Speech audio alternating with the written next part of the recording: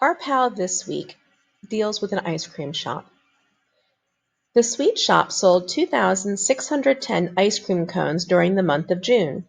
It sold the same number of cones each day. How many cones were sold per day? If they charged $2.79 per cone, how much did they make in one day? So there are two questions in this word problem that you have to solve. The first one asks how many cones were sold per day. We know we're talking about the month of June. So you need to figure out how many days are in June. There's a little rhyme in case you don't know.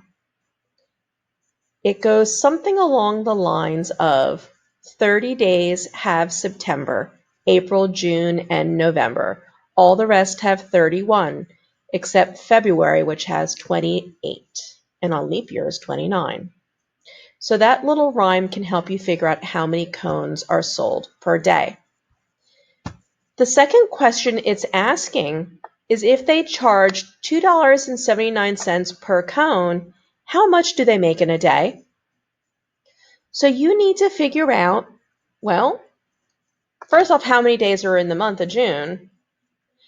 Then you need to figure out how many cones are sold per day. And then you need to figure out the price or how much money they make in the month of June.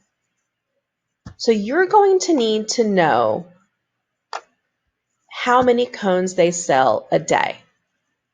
And to do that, you need to take the number of ice cream cones and you need to divide that by the number of days in June.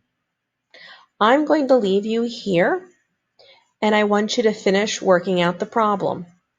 Figuring out the number of days in June, divide the total number of ice cream cones sold that month by the number of days in June to figure out the daily amount of cones sold, and then multiply that number by 279. Put your answers in a complete sentence. You can use one sentence or two. Show your work and explain what you did.